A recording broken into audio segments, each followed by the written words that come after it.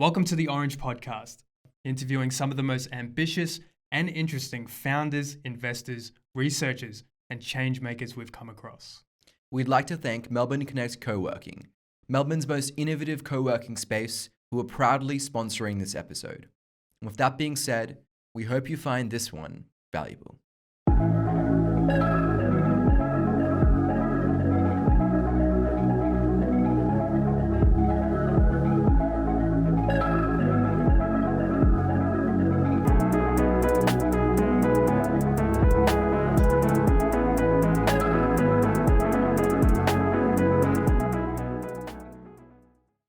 Well, I'm Ben. And I'm Oliver. Welcome back to Orange. And today we have a very special guest, the Associate Professor at the University of Melbourne, expert in immunology, and just so happens to be a Chief Scientific Officer at CSL.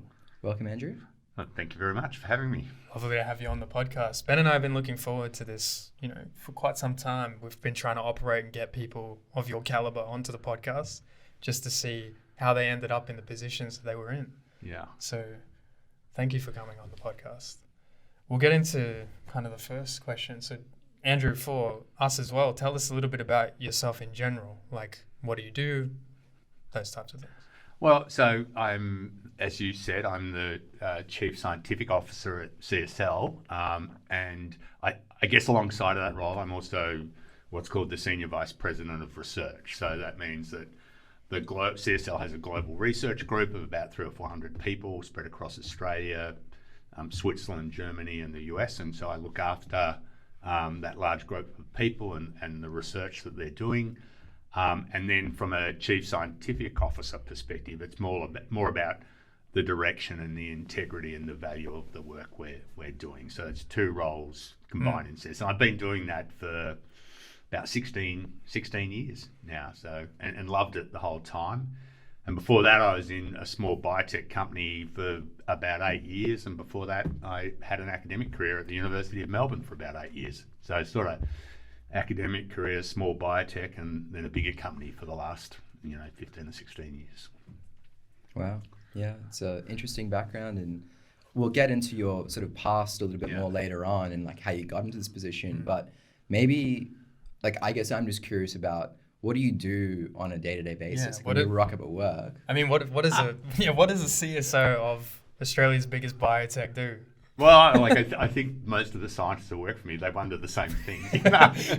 Well, now's your chance. Well, and sometimes it just feels like you go to meetings the whole day, But it's a really interesting job. I love science. I've always loved science. The connection between science and medicine, I think, is a fantastic thing to focus your interests on. So most of my day is thinking about what's happening in CSL research, what's happening in CSL more broadly, what's happening out there in the greater world in terms of patients and unmet medical need and how we can contribute to that. So that's sort of a macro perspective. On the micro side of things, there's always something happening, whether it's a project that's gone off the rails, whether it's a great result, whether one of your staff members wants to leave and go somewhere else, there's lots of things like that as well. So, there's always those smaller picture things that keep you interested on a day-to-day basis. My office is right embedded within the lab, so I see all the scientists every day, and I can corner them and talk to them about their projects, or they can corner me and tell me about their projects. But then alongside of that, there's sort of the bigger picture stuff of CSL as a global company and how we're delivering for the patients that we work for, our shareholders, and how we compete with everybody else out there as well. Fantastic. I mean, as operating within the kind of lab area of CSL, how many projects are you juggling at the moment? So it's funny you should ask, because the size of the portfolio and how you allocate your resources across projects is always a big challenge, and we've just been having a really close look at that. We have a brilliant person that works for me. She's head of what we call our portfolio management process. And so I would say at the moment we have anywhere between 25 and 30 in main projects that are in what we call a stage gate 1 portfolio. They're projects that are on their way, hopefully at some stage, to the clinic, into patients.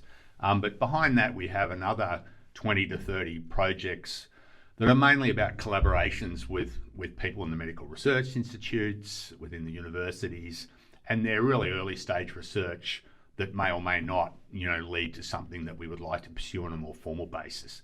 So I guess overall about 40 or so projects that are in the preclinical stage, but then quite a few of the people in my team also work in or on projects that have progressed into the clinic as well. And there's another portfolio of clinical programs, but mainly those, say, 40 to 50 preclinical projects. I read somewhere on a certain website or article that was published about you that you always start off with sort of the unmet clinical need, and then you work backwards from there. Yeah.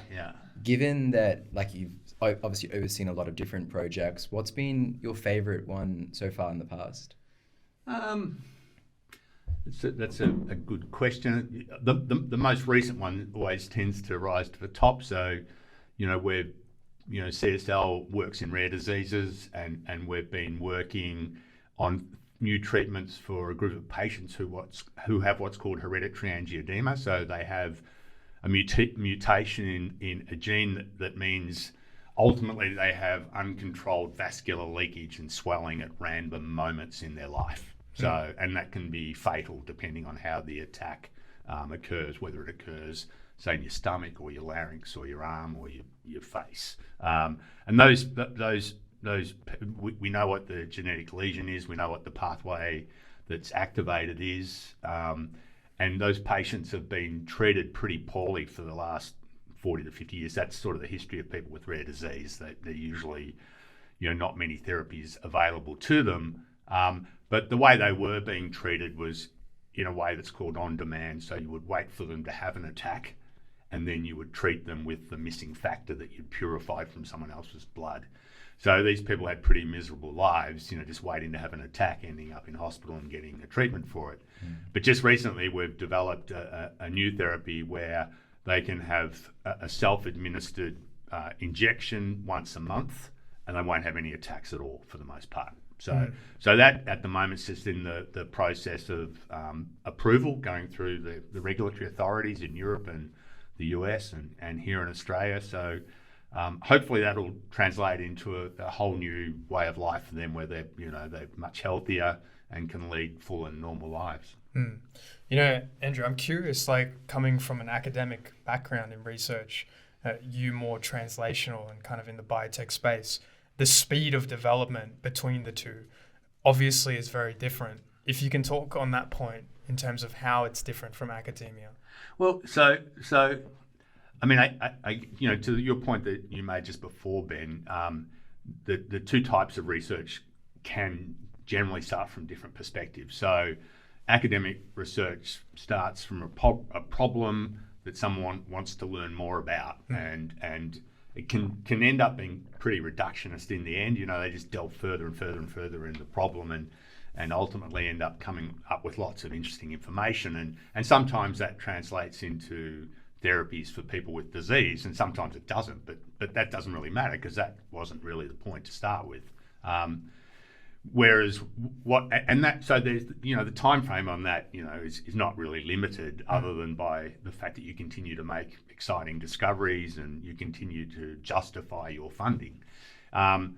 With biotech or company-based research, you actually, as you said, you start with a patient who is not treated well.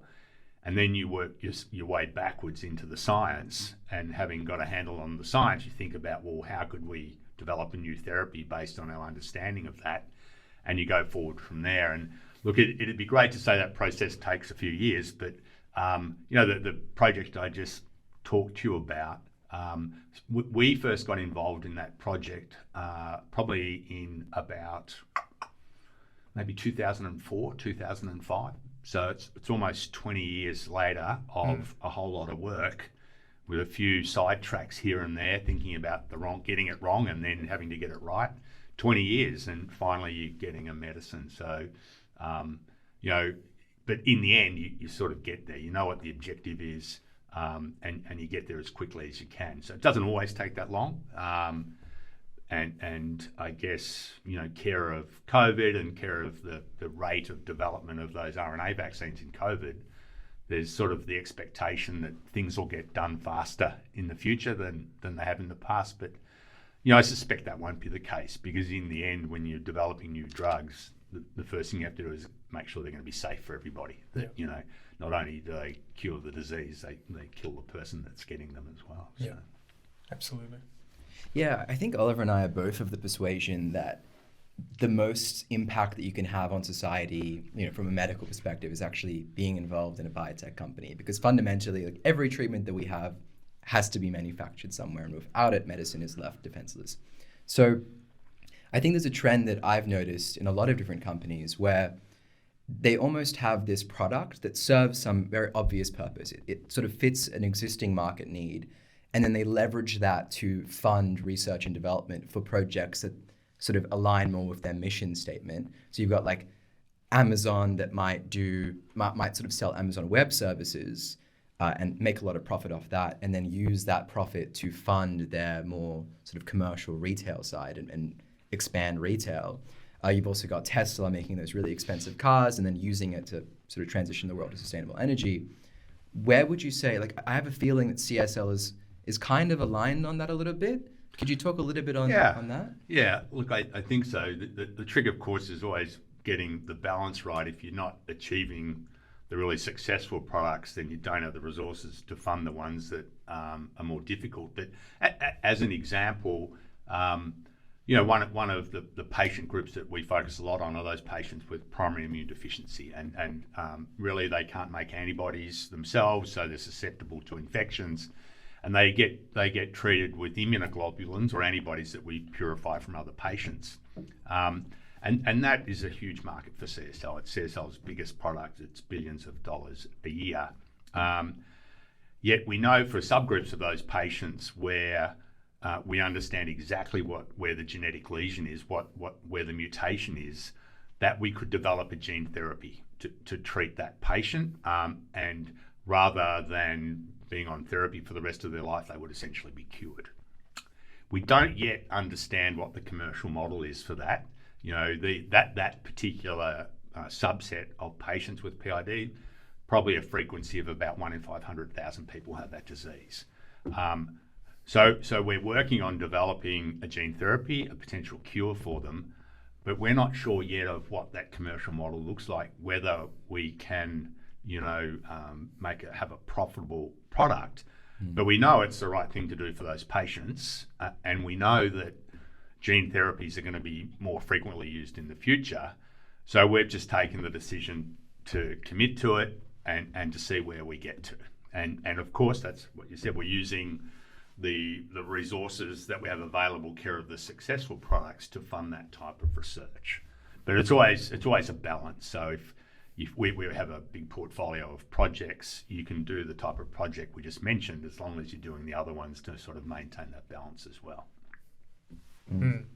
Absolutely. So I suppose from my perspective, I see a lot of scientific researchers in academia transitioning into the biotech space or entrepreneurial space. Yeah.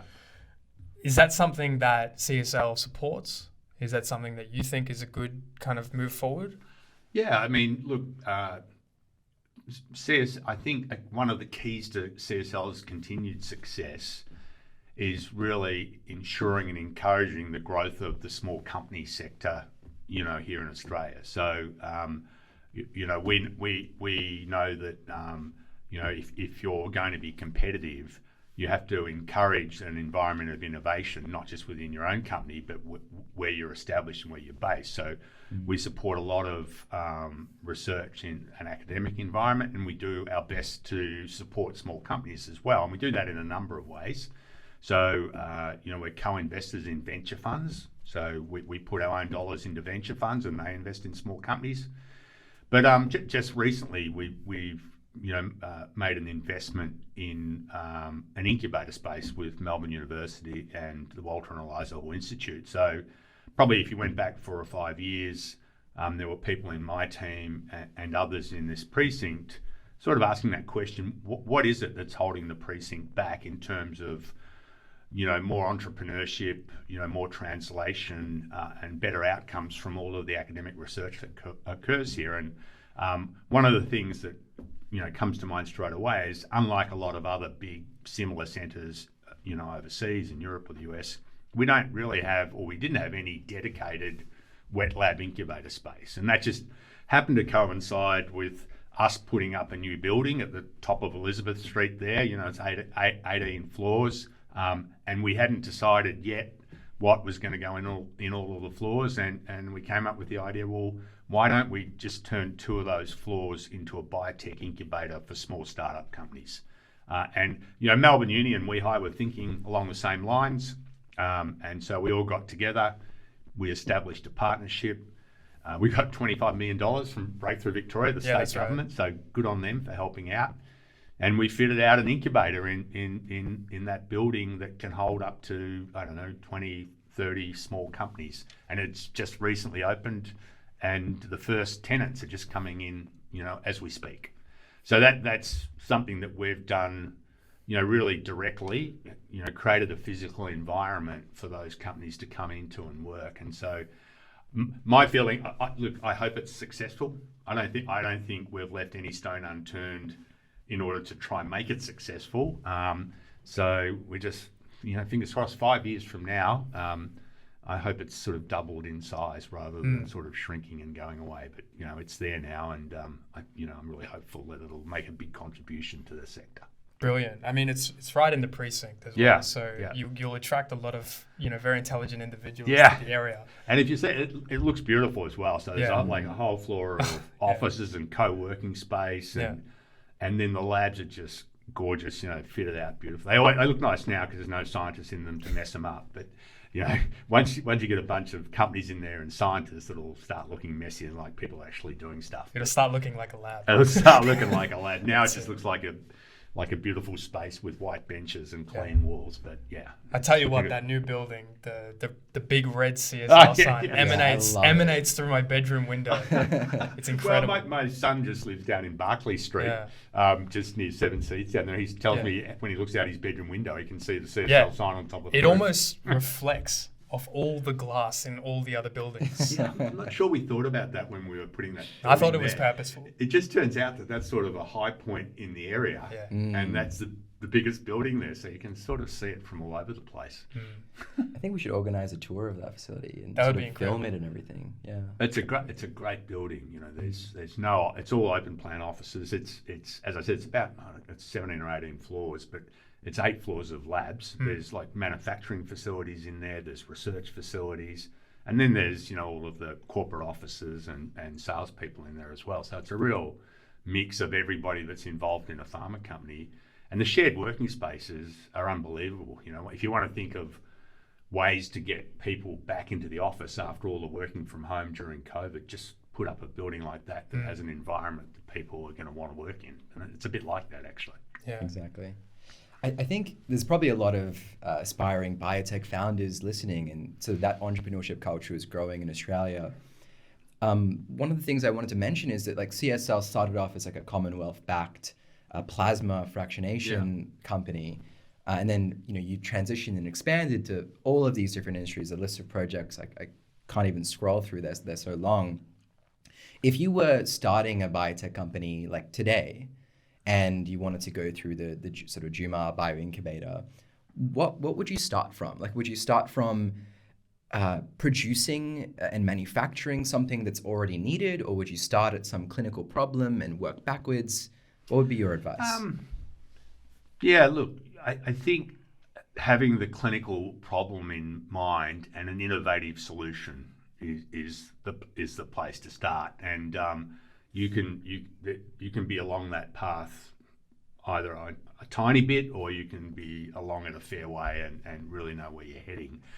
But the start is having the great idea and demonstrating that you're someone that can follow through on it, and then thinking about and putting in place the resources to do it. And that's sort of the challenge, understanding I've got a great idea, but what are all the steps that I have to go through to realize that?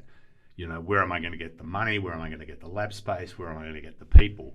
But, you know, I think, you know, that's one of the things where there is a lot of opportunity in Australia, is to make sure all of our really smart people in our universities and institutes have a much better understanding of that process, you know, that it's not something that, you know, they have to go to inordinate lengths to understand and to discover. It's part of undergraduate university courses. It's just something that people coming through courses know, you know, that entrepreneurship is embedded in our you know, education system, rather than, you know, something that's really hard to discover and learn about. And it's sort of a bit like that at the moment still, you know, where people, I think, are having great ideas, but then they're just at a loss as to really the next steps you need to take to get those moving forward.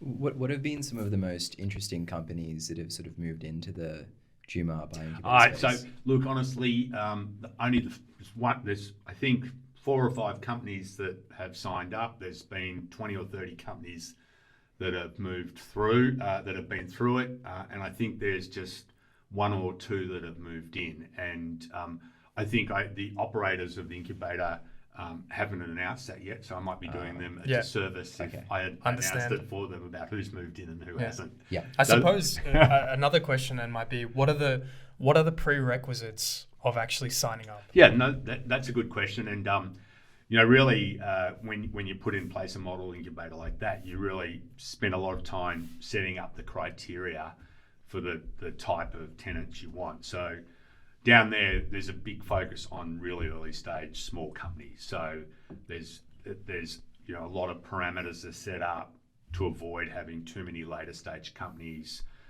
having service providers in there and not companies that are actually developing new opportunities.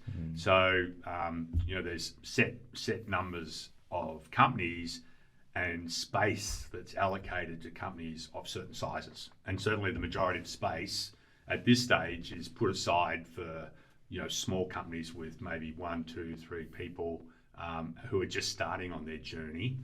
Not so much companies that have got 20 or 30 people and they're in phase 2 and phase 3 clinical programs. So, and so what we're really saying is, we're asking, is it you know, do we agree that it's a good idea? It's not completely crazy, and can you demonstrate that you know, your company has at least got some level of sustainability? You've got some funding, you've secured some backing, other people believe in your idea, and you know, we can bring you into the environment without taking a lot of risk ourselves. Very interesting. So would you say a lot of the projects that are going through there are stemming out of academia? Yeah, no, for sure. Most of them, I would say. You know, there is a lot of, I guess, venture money around at the moment for startups and really good ideas. So, you know, I would say if you're out there in one of the universities or institutes at the moment, you've got a really good idea. You know, the dollars are there to support that, and the environment's there. You know, and I think the universities, institutes are all making an effort to promote that entrepreneurship. So yeah, it's a good time. Brilliant. I think one of the things that we're interested about in you generally is sort of how you got into the space.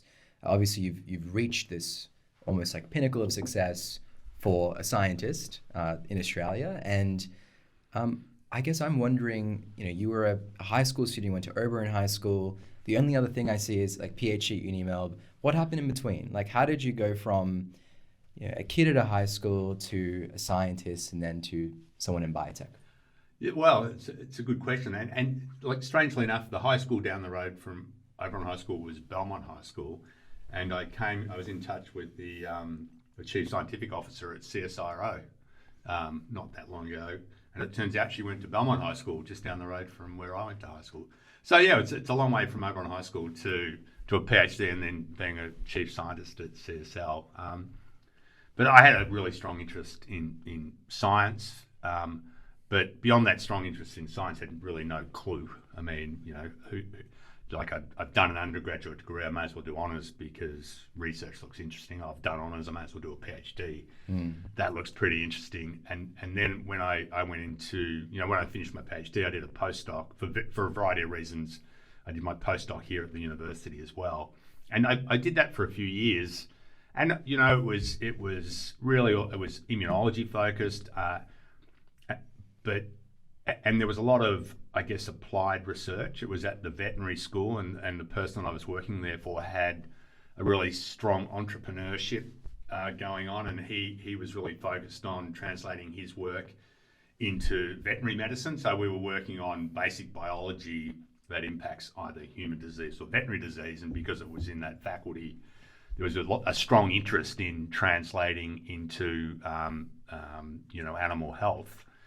But animal health wasn't really, something that I wanted to spend a lot of time doing. I'd seen, the value of, really high quality research and how it could benefit society. And that was back in, sort of 94, 95. And that was when the first wave of biotech was taking off in Australia. So the first biotech companies were just being set up.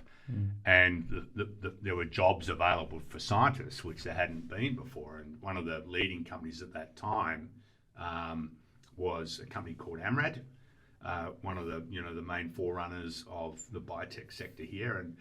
And it was interesting. Their research group at that time was being run by a guy who was also working at WeHi at the time, whose name was Doug Hilton. Wow. Yeah. Interesting. So I met Doug then, and Doug said, "Why don't you come and work at Amrad and take over my role?" So I worked for him for a little while, and then he went back to WeHi full time, and I took over the research position. There you go. In Amrad, and I've worked with Doug really ever since. But that was how I got into the biotech sector, and it was, at that point, that was sort of 96. Depending on where you got your funding, it wasn't so hard to get funding.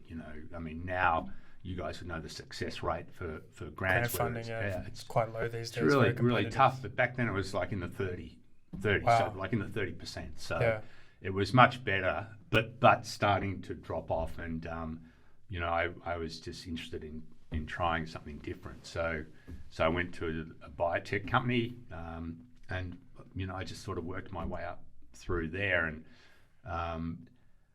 for that small companies that are listed on the ASX, there's lots of things that can go wrong. And Amrad, I guess, was a bit before its time. The business model was still difficult to understand for investors and analysts. And so it ran into a little bit of trouble and eventually ended up splitting in two, with one part, pursuing biological medicines, and that's the part that I was involved in. So I went with that part of the company, and we established a new company. We changed the name of that company to Zenith Therapeutics, and I ended up as CEO of that company, which 18 months later got acquired by CSL. So and that was sort of, at the time I can remember thinking, oh no, I really love this small company, and we're getting acquired by these guys. This could be a really bad thing. But a year and a half later, 2008, 2009 was the global financial crisis. Like small biotechs really, really struggled. And we were fortunate enough to be, I guess, somewhat cocooned from that within the CSL environment. And so, 15 years later at CSL, I'm in the position I'm in now, and I've loved it for the whole time. Wow. What were you like as a kid? Like, I remember when I was in year 3, I would sort of catch insects, and I would put them all in a sort of a multi-purpose Pringles container, and I'd trap them all in there and fight to the death. There was like this sort of fascination of little things and figuring out how things work. Was there like a similar sort of experience you had in your childhood? I look, maybe I had one of those bug catcher toys that the kids all have these days. But so I'm involved in a few things at CSL now, like the different approaches to taking science into primary schools and secondary schools, and now there's a big effort to expose kids at really young ages to science and to experiments and to biology. But back when in the 1970s, when I was going through, there was none of that really. So whatever your interests were, whatever you made, yourself. And so, yeah, little bits of science and things along the way. But I grew up in Geelong, which was 15 minutes from Torquay and Bells Beach. So I grew up surfing and fishing and mainly spending my time looking for other things to do other than schoolwork, basically. But in the end, it's like, you get to like year 10 or 11 and you think, well, I better start thinking about what I'm going to do. So I thought, well, science seems interesting. But my kids have been through VC in the last decade or so, and unlike now where the whole process seems to start 3 years out and you work your ass off for like 3 years just to get to the end of year 12. Back in 1978 or 79, you could do nothing right up until the last 6 months of year 12. Just cram everything. Then cram everything into 6 months, get some really good marks, and go to university. Yeah. And the rest of the time you just spend enjoying yourself, really. So, it's funny. So I've got an identical twin brother. So when you grow up, you've got this ready-made friend there who is identical to you, so has all the same interests. But so we both moved to Melbourne to go to university, except he ended up doing economics and business, and I ended up doing science and biology. So you always had someone there to compete with and push you along, and the move to university was made easier, care of all that sort of stuff as well. Yeah, I suppose a lot of scientists at the moment, that like wanting to go into biotech and such. You mentioned before as well, like it kind of goes back to how competitive it is to get grants and such. Was that ever a worry for you going into science? Did you ever think to yourself, oh, am I getting into a very competitive kind of landscape, job security wise? How did you feel about that? Look, I can honestly say it wasn't such a thing when I was having these thoughts back in sort of finishing my PhD in sort of 1987, 1988. It wasn't front and center. You weren't worried about where your next dollar was coming from a research funding perspective, and it was a good career to go into. Whereas I think there's a lot of discussion amongst scientists and amongst younger scientists and students these days about just how tough the career is. And look, that's just a pretty brutally honest discussion these days, which I think is a really good thing. But yeah, you didn't worry about those things. You didn't think about that until I guess you were in that working environment, and then you could start understanding the challenges. So you really learn about the challenges as you were experiencing them. You weren't sort of sitting back thinking, well, 5 years from now, if I'm going to be an academic, I'm going to have to worry about that. Whereas I think that happens now. Kids are doing PhDs and thinking, well, the grant system looks pretty tough. Do I really want to be doing that for the rest of my life, or are there other areas where I can use my talents, I guess? Yeah, interesting. So in this day and age, like if you were a student going through that same process, the same mentality of wondering if you can get a sustainable job with grant funding, what advice would you give to those people? Look, I think in the end, most people, you've got to follow what you love. And most people that end up doing research and biology really, at that stage in their career, they really love science. Science and medicine and biology, it's fantastic. And once you're involved in research and you're working at that cutting edge and you're publishing papers, it becomes pretty addictive, So I think the first thing you've got to do is just find the thing you love doing, and then and if it is science and biology, find that niche area of science and biology, because we all, science is split into a million different fields. Find the area that you love the most and that you really want to do, and think about what a career in that space looks like, and give it a shot. I think it's tough, but I don't know. It is pretty daunting, when you're setting out, knowing that unless you're in the top 10%, you're not even you'll struggle to get a grant. So it's pretty daunting. But look, there's a lot of daunting careers around. It's not just science. Not everybody goes on to become a successful, businessman or a successful pilot or whatever it is you choose to do. So science is competitive like everything else, but if you love science, follow what you like, and hopefully you'll be successful. I just wanted to add another question briefly on this topic. So for a lot, like the PhD graduates of today's age, what other alternatives are there besides postdoc? Because a lot of my colleagues, for example, feel like they're trapped, and that the only kind of position that they can pursue is postdoctoral research. Yeah, look, and there are a lot of there's still quite a lot of postdoctoral positions around in Australia and globally, and Australian PhD students are really highly rated and will pick up postdoctoral positions in Australia or anywhere outside of Australia. So that's still a relatively good path to pursue. But just thinking beyond that, what are the other options? So within industry, in Australia, it's pretty challenging. CSL is by far the biggest employer of postdocs, PhDs to come in and do wet lab research. Outside of Australia, there's a lot more opportunity. So in the US, both on the east and the west coast, and in Europe and the UK, the industry sector and the biotech sector is like orders of magnitude bigger than here, and a lot more opportunity to go in and work in a small company or work in a large pharma company. So it's a much easier career trajectory in those environments. But look, I would say too, if doing a really good postdoc and then coming back and looking for an industry position in Australia is certainly an achievable objective. And doing a good postdoc and ending up spending some time in industry in Europe or the US or in biotech there is another really great pathway back into that type of career in Australia, if you like.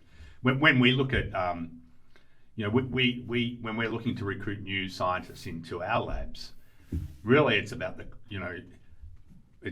it's great to get people with lots of experience and have done exactly what you want, but we really just start with their quality as a person and their quality as a scientist. And do they look like they're a really good scientist, and are they a great person that could work as part of a team? And if the answer to that is yes, then all the other stuff's nice to have. Like, yes, they've worked in a company or worked in a biotech, but that's not where we start when we're looking for people. When you were going through your sort of academic training, was there anyone that you looked up to or that sort of inspired you to continue going down the path that you were on? Yeah, look, you have plenty of teachers through high school that inspire you, and then you have lecturers when you're doing your undergraduate that you think, wow, that person is really smart.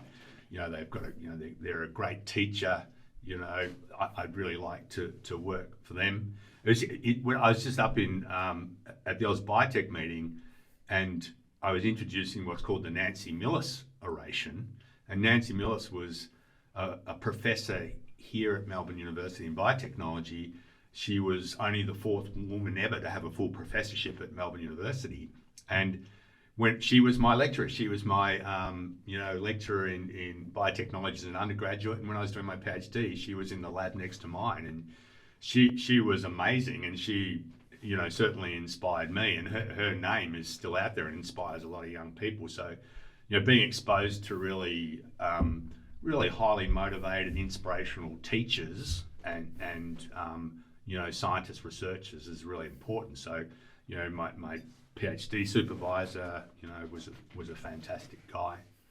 But when you get out into the workforce, whether it's the other scientists in your institute or the people within the company that you're working for, there's lots of people along the way that do things differently from the way you do them, and you think, wow, that actually I really like the way that person does that sort of thing. Maybe I should pick up some of those habits. So I had, like I mentioned earlier, the guy I worked for at the vet school, Professor Mel Brandon, he was a real maverick and had, was way ahead of his time in terms of, translation and commercialization. And he was a fantastic guy to work for, and a lot of, his thinking rubbed off on me. Mm. And then when I've had some really inspirational people I've worked with that subsequently at AMRAD and then at CSL as well. A company like CSL, in all parts of the company, there's fantastic people that you can learn a lot of. That's one of the benefits in big companies, is you get to interact with people from all sorts of fields, not just your field, and you can see, how people excel in all sorts of different areas and understand how they do that, and pick up bits and pieces along the way from them as well. Yeah, I'd say like it's good to be able to look up to your supervisors in a way. Yeah. And kind of drive motivation from that. What makes a good supervisor or a good leader in that sense? Yeah, it's a good question. I think in the end, for people that do sorts of research in biology that we do, it's a person that's a good scientist, is interested in science and understands the scientific process, and can really teach you about that scientific process. Teach you as a student about how you do research and how you understand what you're doing in the broader context. Because in the end, you can't be working on something that somebody overseas solved 3 years ago. You've got to understand where what you're doing fits in more broadly with the global effort in that research. And a good supervisor will do that. They'll be able to teach you how to do research. They'll have their own place in that sort of global community of people that work in that space, and they'll be able to help you understand where you fit there and guide you to doing research that's new and innovative and novel, and then they'll help you, at the end when it comes to the hard bit, which is writing up your thesis at the end. But I know I've always, before I during my academic career, I had about 6 PhD students. And it's pretty tough as a supervisor having PhD students. I haven't had one since I went into industry, but you've got to be committed. And if students don't have a supervisor that's committed to them, it makes it pretty hard for them. Now, we talk a lot about business and entrepreneurship, but to build the future, you need people and a place to build from. Discover the perfect workspace for collaboration and productivity. Melbourne Connect Co-working is offering our viewers an exclusive 25% discount on 12-month memberships. Quote orange when you submit your inquiry. Links are available in the description now. I'm sort of curious, because you were interested in science from a young age. A lot of students now that are interested in science, they tend to go down the sort of medical pathway and get a doctor of medicine. Now, I'm a medical student, Oliver's a PhD student. What sort of made you decide to go down the research pathway over a medicine pathway? No offense taken. Yeah, no. And I did spend some early time in my career regretting the fact that I'd gone down pure science, not down the medicine pathway, because somehow that seemed like it might be more stable and might be more productive. But ultimately, the world needs more scientists. The world needs good scientists, and if the biological scientists happen to have a medical degree as well, that's fantastic. So, I mean, we need both. These groups of professional people. Certainly, we need both of them. I personally, I just found all of the idea of having to treat patients all the time and interact with sick people. It's not something that really appealed to me. But the idea of being on the bench doing experiments and somehow finding yourself at the cutting edge of human knowledge in your particular field was ultimately a really exciting thing. And once you get into that space, you realise that this is what you want to do. But I think the physician scientists are a hugely valuable asset to companies and biotech companies that are working in drug development for a couple of reasons. One, of course, valuable just because they're good scientists and they can contribute all of the ideas that or contribute to all of the ideas that you've got going on. But also, they, depending on the career path they've taken, they can have that perspective that you don't get having worked on the bench the whole time. So they can bring a patient perspective to the research, which can be really important. But within a company environment, ultimately, the further along you get in your career, probably the less it matters which of those particular pathways you came from, because they end up all converging and being equally valuable. But certainly, we need to find a way for more people that have chosen the clinical path to then realise that actually I really love research. I want to do a PhD, and I'm going to head down that path now. So there needs to be a clear path to be able to do that. Yeah, on the note of kind of, a lot of people feeling like they want to go into medicine rather than research, I feel like a lot of that comes from parents. Parents wanting their children to, pursue medical career because of, sustainability, financial remuneration, other things alike. Do you think that that's a good thing? Well, it's just a thing. I mean, I think, I don't know that it's good or bad, but we've all got parents that have that same sort of thinking. I mean, in the end, from a parent's perspective, but even from the kid, basically, it's like, I can be a doctor. I know what a doctor does because I go and see the doctor all the time. Or I can be a scientist. I don't really know what scientists do.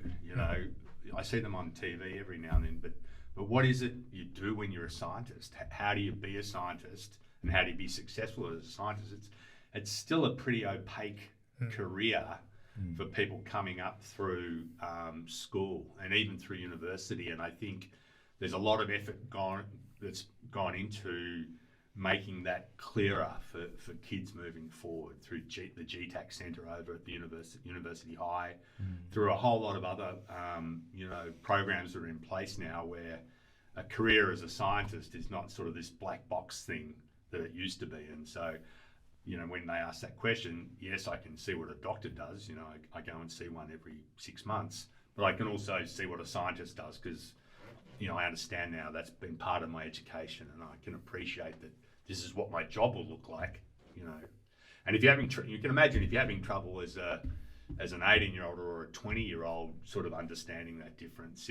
If your parents aren't scientists themselves and they're in their 40s or 50s or whatever, it's probably even more opaque to them about what scientists do. So, I think on that note, suppose that we had a medical student that was interested in transitioning to science, and their parents were non-scientists, 40 to 50-year-olds that were really concerned about the students. So, whoever the student is. He's definitely projecting. What would you say to the mother of this child, to reassure them that sort of science, entrepreneurship, and commercialization is a viable path? Look, in the end, as a parent, I think trying to push your children down a career pathway that you think is a good one, not what they think is a good one, it's not really going to get you anywhere anyway. And I think these days, my observation would be most kids don't really, buy into that. Certainly whenever I tell my kids what they should be doing, they'll go and do exactly what they want to do anyway. So I think that's becoming less and less a thing, that parents are really, have this really, I guess, closed view as to what's a successful outcome for their child versus what's a riskier one, and are more likely, to encourage their kids to pursue the areas that really interest them and find a career in that space, because there's a whole diverse world of careers out there, and it's easy for parents to say, well, I want my kid to be a doctor or a lawyer, but that's probably about 1% of all the things you could possibly do. Yeah. I don't know how you give them any more comfort though. Yeah. Look, Andrew, you kind of sparked an interest in immunology, when you started your PhD and such. Where do you think the field is at right now? What do you think the future of the field is? In immunology? Look, it's I would say one of the transitions has, over the last few years, has really seen a translation of basic immunology into clinical outcomes. So, when I was doing my PhD, there was a lot of unknowns. You know, as an example, when I was doing undergraduate work, nobody had cloned or understood the structure of T cell receptors, for example. Whereas now, like that's probably taught in year 12 or something. But I think that the really big revolution has been, for example, in the immuno-oncology space, and that's really has involved taking everything that's been learnt about immunology and the immune response over the last 20 years and turning that into a practical outcome for a cancer patient. And so, there's still a lot to learn about the basic immune response itself and the fundamentals. But I think the really exciting thing is that the fundamentals have transitioned to such a point that it's now turning into therapies that are treating people that would otherwise have no options. And I think that's really exciting. And I think it's cancer now. It'll be autoimmune disease and other immune inflammatory related diseases moving forward, where all of that, there's decades and decades of basic immunology research are really starting to translate into meaningful benefits for patients. What are you most excited about in terms of the future of immunotherapies more generally? It's a good question. I mean, I think there is an opportunity in, for example, the oncology space to really take what has been achieved so far and really build on that to have something that is much more effective and can be used in a whole broader range of circumstances. So we're still really in the very formative stages of CAR T cells, antibodies that are targeting negative regulators of the immune response, PD-1 inhibitors, those sorts of things. They haven't been around for that long, yet somehow they've become really an accepted part of the treatment process. And so I think, when I look at the small companies, just yesterday I was meeting a small company up in Brisbane who's right at the forefront of putting CAR receptors into myeloid cells and using other cell populations other than T cells to treat solid tumours. And they've got a really novel approach to do that, and it's just really exciting to listen to them. So I think that that we need to remember that whole space is really at the very beginning, and we're sorting out the efficacy, so we'll get more efficacious therapies. And we're still sorting out the safety as well. So some of those treatments come with some pretty serious adverse events. But when you're an oncology patient, you can tolerate those because the options aren't there. So I think we'll end up getting safer outcomes as well. So I think we'll end up with immunotherapy that's much more effective in oncology, but we'll also end up using immunotherapies in a broader range of diseases beyond cancer. Well, I'm not sure if this is an area of interest of yours, but what are your thoughts on sort of RNA-driven therapeutics as opposed to sort of cell-based ones? Yeah, well, so it's a big interest of ours. I mean, CSL has a big vaccine business.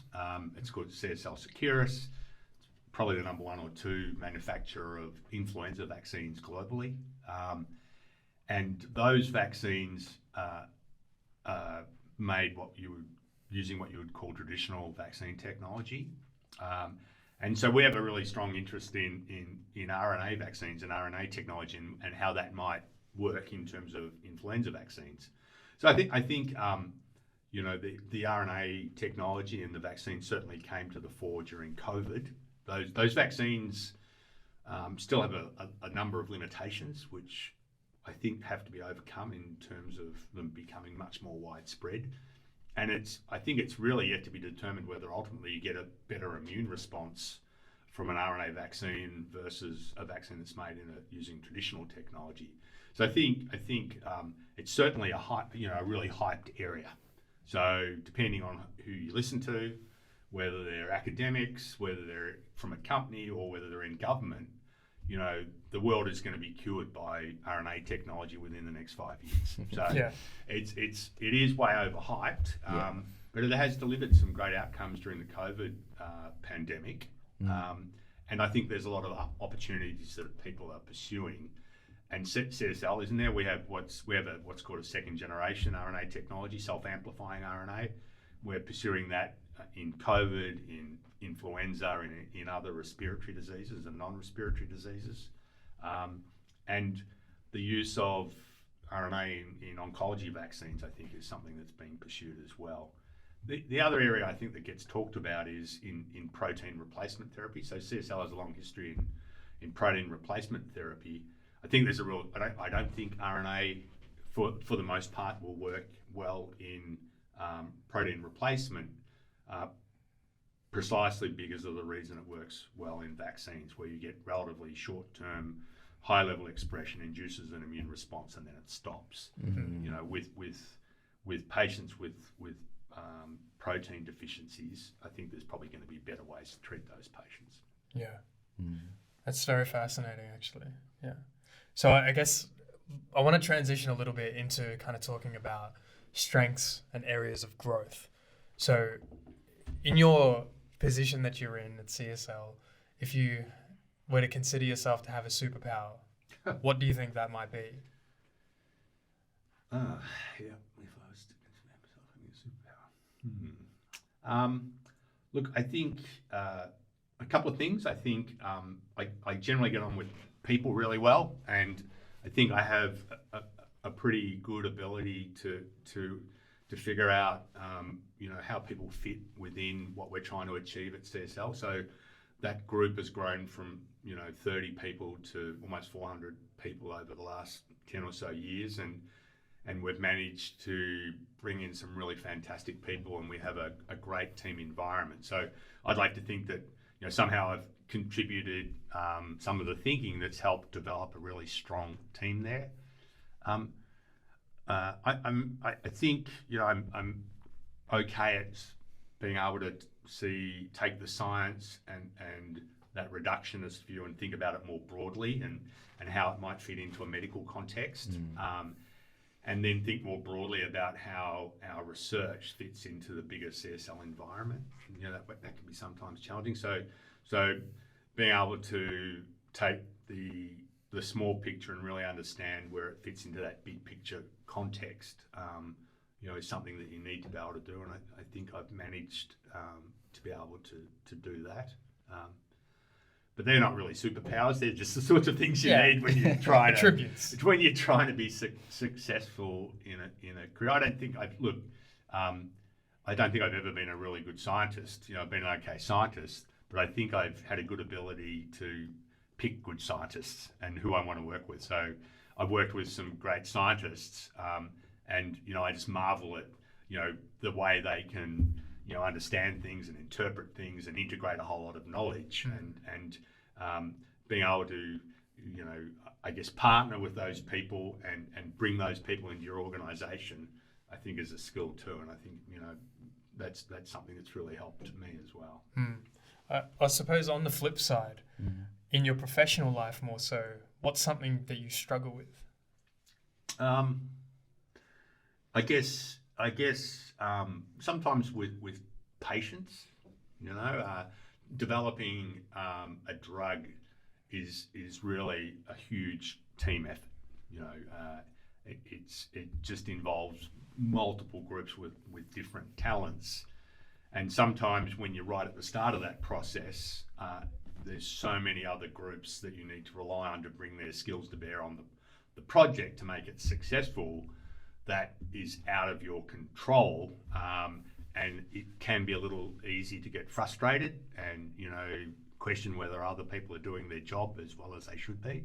So I think I've probably been guilty of that over the years. I try not to be, and I think I'm probably not as guilty of it now as I used to be. So just understanding that everybody is finds what they're doing challenging, but nevertheless everybody is still motivated and trying to do the right thing. And they'll do much better if you help them rather than get in their way is probably something that I might have struggled with a little bit earlier, but not so much these days, I don't think. Although other people, of course, might have a different view on that if you ask them. What else?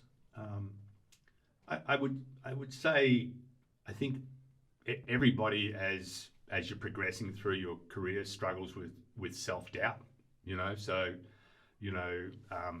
learning how to deal with self-doubt, having the confidence to put an opinion out there, to take risks. I think in drug development, there's a lot of risk taking involved, and people are always looking for your view on a particular issue. So, you've got to learn to have the confidence to put your view forward and be comfortable taking the risk that you might be wrong. And that's what leads to the self-doubt. And so, everyone struggles with that. And I've certainly struggled with it over the years. What the hell am I doing trying to run research at CSL? There must be like lots of other people that could do this better than me. And then you sort of like, shake yourself, get up and keep going. So I think that's something that you sort of have to, but I think everybody probably has to struggle with that. It's a pretty unique person can go through their whole life, absolutely confident that they're the best person for the job every step of the way. Do you think that you were risk averse when you started out? Look, probably. And I'm at the sort of, I've come to be much more comfortable because I'm at the really risky end of the drug development business. So, when we start a research project, statistically, there's less than a 5% chance that it'll ultimately end up as even getting into patients, let alone being a successful medicine. So you sort of learn to become really comfortable with failure, because, and that takes a while. So, at the start of your career, every failure seems like a huge setback that you're never going to get over. But at the end, failures are ultimately a mark of success, because if you're not in there trying, if you're not in there giving it a go, then you're never going to get that one opportunity to do something really important. So yeah, I think you become more comfortable with risk, but that's because you become more comfortable with the thought of failure, and you realise that's part of the whole process, I would say. It all sounds really stressful, Andrew. I think we, Oliver and I have our own ways of sort of managing with stress as sort of startup founders and going through the academic process. Oliver likes to go on 6-kilometer runs with his military friend Mus, and I like to go to a Japanese bathhouse once a week and just relax, unwind. What do? Do you still surf? No, I don't. But it's interesting. Some of my friends who I used to surf with, still at my age, are still getting out there and doing all the things that put them at risk. I do other things. I go fishing. I play golf. I'm into watchmaking and watches. Nice. I actually built this watch. Yeah. All right. With a kit though. Like I didn't manufacture the mechanism, but I'm more I into. did put it together. I get old watches and get them working again. So I do that sort of thing. It's a good hobby. It's fascinating. Good hobby. I love it. Yeah. So yeah, golf, fishing, watches, travel, all that sort of stuff. Yeah. That's really interesting. But you need to find a way to unwind, or else you just go mad. And I think that's one of the things you need to have that ability to compartmentalize, because whether it's like, I can remember when CSL was buying the biotech company I was involved in, and you'd spend all day wondering what shareholders were thinking, is the price right, what's everybody's future once CSL takes over, and it's just, the stress is unbelievable, and you've got other people's careers hanging on your decision. You guys are starting your own company. You've got to have a way of turning off from that. You've got to be able to put that in the box and close that box for a while and go and do something you enjoy, or else you'll just burn yourself out, I guess. I feel like stress sometimes comes from time management. At least I find that. Yeah. How do you manage your time with all the different things that you're navigating? Yeah. Well, it's interesting. So these days it's called work-life balance. And we do employee surveys twice a year. And one of our questions is asking people, how's your work-life balance? What are some of the responses? Oh, well, so if we can get like 60 to 70% of our staff saying they're happy with their work-life balance, then that's considered good. That's considered good. I always find that work-life balance is, it's something you have to manage yourself. If you're relying on someone else to manage your work-life balance, it's doomed to failure, and it can be hard. But particularly in a scientific career, and a startup career, where it's all about self-motivation. No one else is standing around beating you with a stick, telling you've got to work. It's all coming from yourself. So you've got to learn to manage your own time in a way that leaves you healthy and able to get up and start the next day. And I'm like a lot of other people. In my late 20s, when I finished my PhD, I was in academia. I was writing multiple grants at the same time, and I sort of lost the plot for a while and had a few issues. But then over the years, you learn how to deal with that, and in the end, you need to be able to switch off and go and do the things you love doing, and then come back to work ready to go again. But if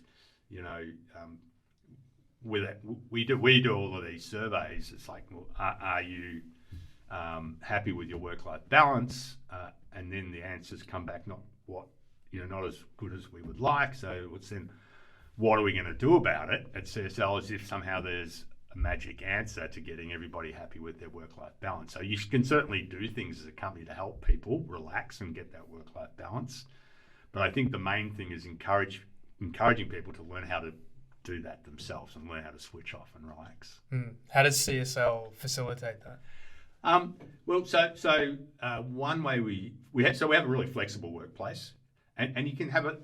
I think science leads itself to quite a flexible workplace because, your experiments will have natural breaks, and might not be doing something one day, and you can take some time off. But so beyond that thing that's inherent with the career, I think one of the big things that we've done is we have these meeting-free weeks.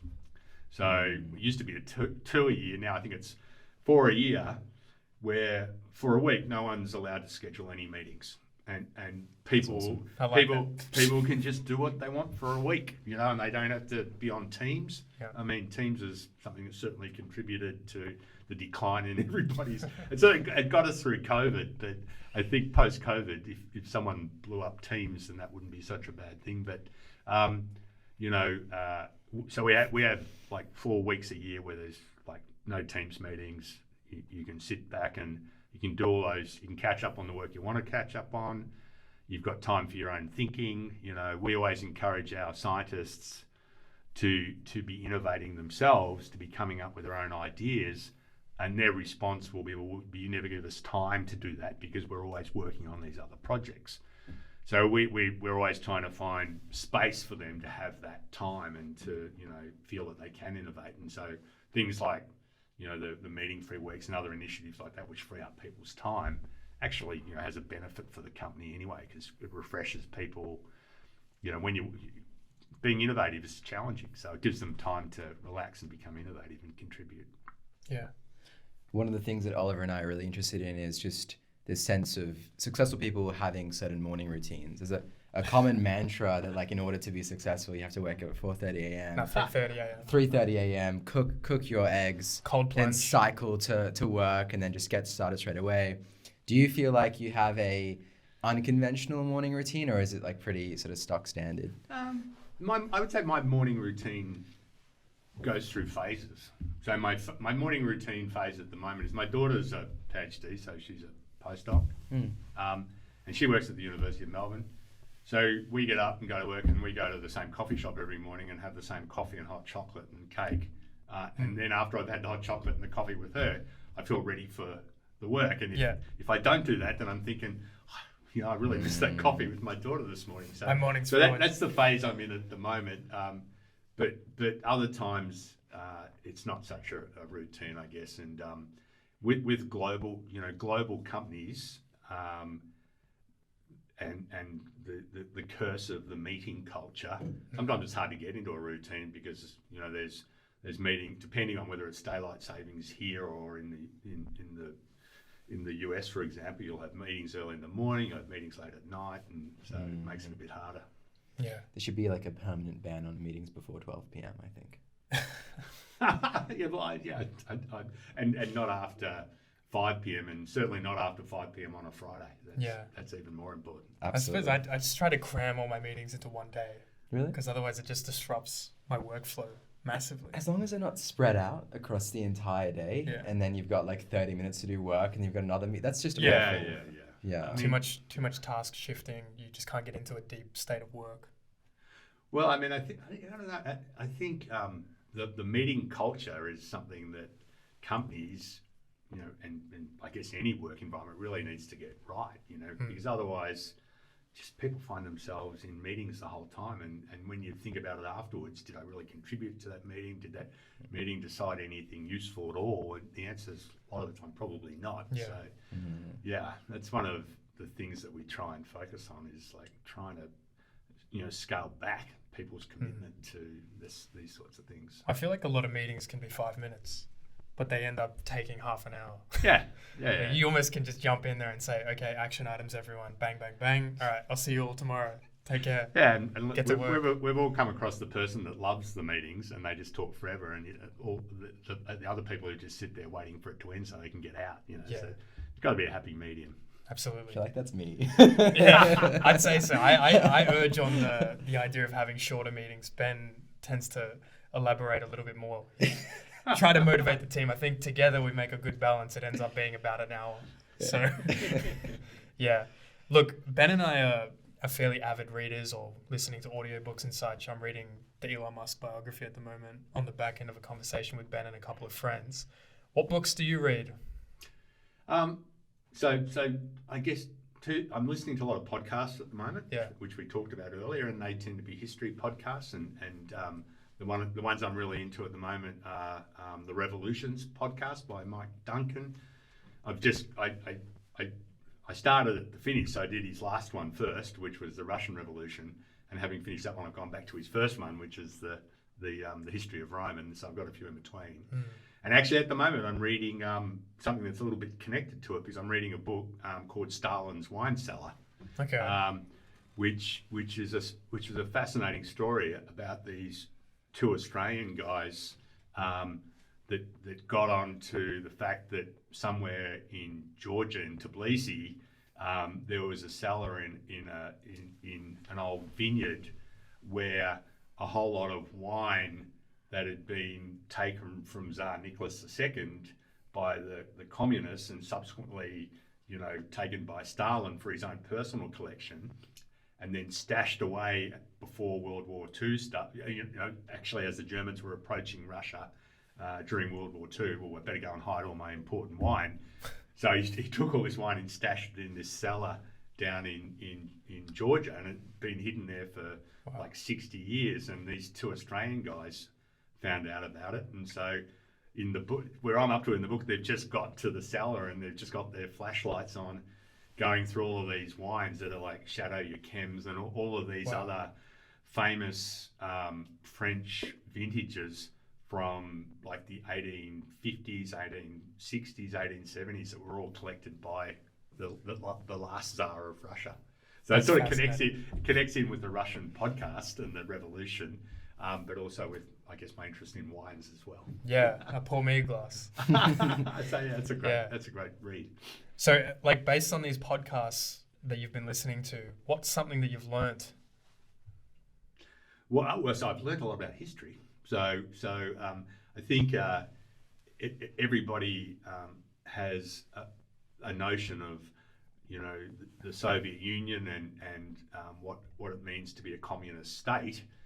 But listening to that podcast, it starts with Marx and Engels and the development of, you know, Marxist theory, socialist theory, and then it takes you all the way through how that theory was taken up by the revolutionaries in different places and ultimately by the Russian revolutionaries and then their failed revolutions and then ultimately their success. And it talks about all of the main characters that we all know through that process, like Lenin and Stalin and Trotsky and so that connection between, you know, the origins of communism and socialist theory, how the Russians picked it up, how they tried to integrate it into their party, and then ultimately how it all fell apart, because instead of becoming about socialist theory and the people was meant to benefit, it just became about the Communist Party and the way to maintain the party in power. Greed and power. Yeah, greed. That's what it came down to: greed, Yeah. greed and power. So it's I love podcasts where at the end of it you know a ton more than you knew at the start of it. Absolutely. There's a common saying that history never repeats itself, but it rhymes. One of the reasons that I think Oliver and I and yourself are sort of drawn to history is so that we have an awareness of what's happened in the past, almost in a way of feeling like we can predict the future or feeling like we can place today in some map of history. There's also this other notion at the moment where it seems like a lot is going wrong in the world right now. We sort of thought we were at the end of history. The US was the world superpower, and then now we have wars going on again, and it does sort of feel like we might be, I don't know, at the Taking a beginning wrong of something turn, new. Yeah, and something interesting or different. Who knows? do you think we're sort of at a bad place in history? What's An sort of inflection your? point.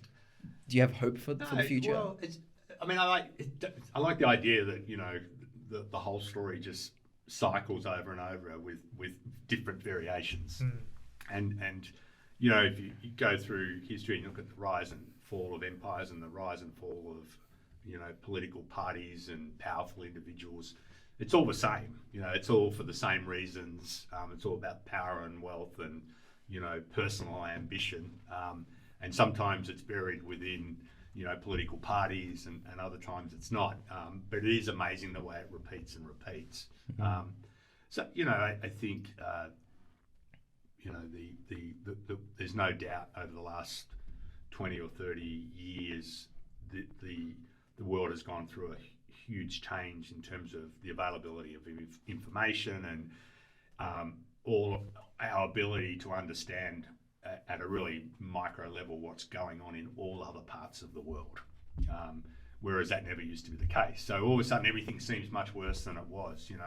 Daily on your news feed you can read about 25 different wars in different countries around the world, which seems really bad, but it's probably no worse than it was 50 or 100 or even 1,000 years ago, where you just didn't have that information flow. So I think things can seem worse than they are. I'm always wary of people who make the comment, well, it never used to be like this back in my day, or it never used to be like this, where it probably used to be exactly the same. You either just didn't know or was in a different guise. But look, I don't know. There are lots of things going on in the moment that cause us, lots of concern, whether it's in the Middle East or in Europe, the state of politics in the US, the state of politics in Australia. There's lots of cause for concern. But by the same token, I mean, the advances in science and technology and the opportunities that are there for us are huge. So I think humans are naturally optimistic as a race. So I think there's lots of reason for optimism, and you've just got to hope the reasons for optimism outweigh those for pessimism in the majority of people. We'll keep moving forward. Definitely. I want to change things up a little bit, make it a little bit more lighthearted. Right? Quick fire. This is the good part, all right? So this is the quick fire round. Basically, we're going to just ask you a series of questions that were generated by AI. Oh. And the idea is that you just rapidly respond, first kind of inclination to the answer. First thought that comes to your mind. First thought that comes to mind. Don't worry, if it's too out there, outlandish, we can edit it. You want to kick it off? If you had to rename the periodic table, what would you call it?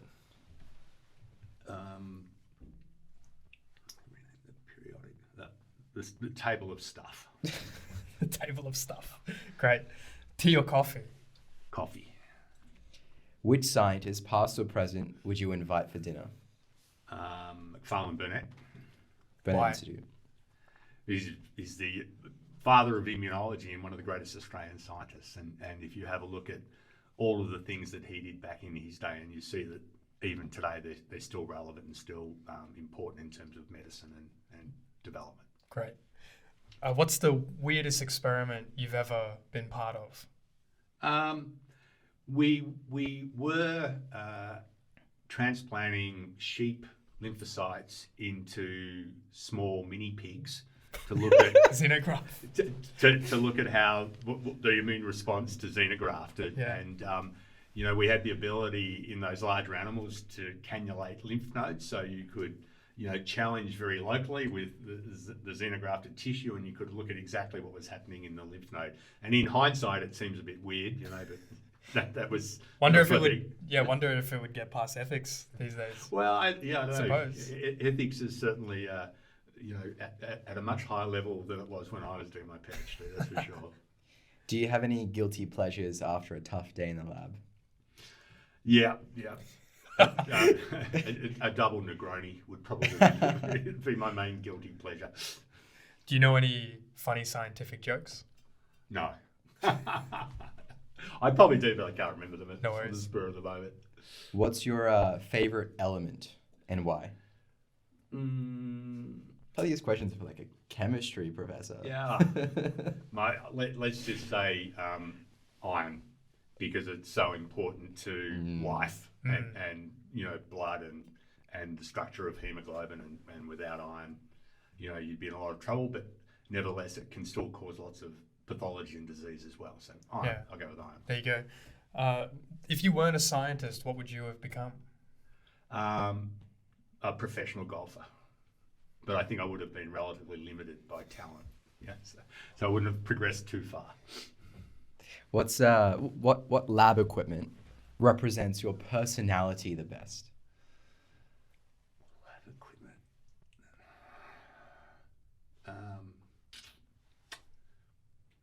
That's a hard one.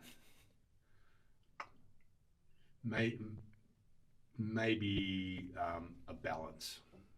Trying to get the weight of everything right, and trying to, make sure you've not got too much or too little of what it is to get the right outcome.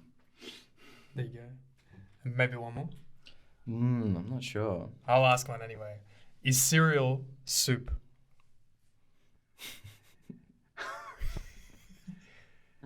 Deep philosophical question.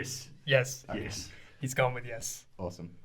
Well, it's been a pleasure having you on. We'll wrap up now. Or at least that section. We might. Oh, you want some more questions? Yeah, no, I thought we'd move on to the final part of like the segment, which is kind of peeling back time, traditional orange style. The orange. Orange. So we had a previous guest, Professor Edward Hovey. True. Who left quite a fascinating question for you to reflect on and give an answer to. So the question actually is... This one here. Is it this one? Yep. Yeah. Is it justifiable to step away from a high-paying career that doesn't bring personal fulfillment, even at the cost of losing societal prestige and financial security that supports your family? I'd say not only is it justifiable, it's almost inevitable these days, and so yes, people should be doing it. The only caveat would be you just got to think about when you pull the plug or pull the pin. Basically, you don't want to come home one day, decide you can't stand this career anymore, and go in the next day and resign. If you've got commitments and other issues, you might face a challenge there. But you think about it, then who wants to spend the rest of their life doing something they hate? It's one of the good things about being a scientist, right? You can spend the rest of your life doing the things you love. That's true. Hopefully you can, assuming you stay engaged and continue to enjoy it. And what's a question that you'd like to leave for our next guest? Whoever that might be. I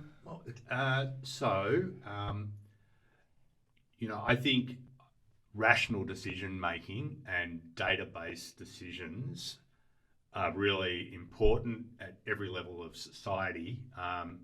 Yet somehow at some of the most important levels, that's not what's happening anymore. So what can we as a society do, and as individuals to try and bring back really data logic driven decision making for those things that really impact us? Is there anything obvious that we can do, because we seem to be heading in the wrong direction? That's a very philosophical question, I think. Agreed. Perhaps we'll just ask one last question before we wrap it up. When the final chapter of your life's book is written, what do you hope the closing line will convey? That I made an important contribution to the success of science and our technology sector here in Australia. That, you know, the biotech sector and the translation of science from our institutes is better for the contribution I made while I was working. Brilliant. Fascinating. Well, this has been the Orange Podcast. We'd like to thank Melbourne Connect Co-working for sponsoring this episode, and thank you, Andrew, for coming on. Yeah, it's been a great pleasure. Thanks. Thanks, Andrew. If you like this studio, you like this podcast and the space we're in, or if you're seeking a dynamic and collaborative environment to fuel your success, don't miss out on Melbourne Connect Co-working. They are now offering an exclusive 25% discount for Orange viewers when you quote Orange in your inquiry. Follow the links in the description to learn more.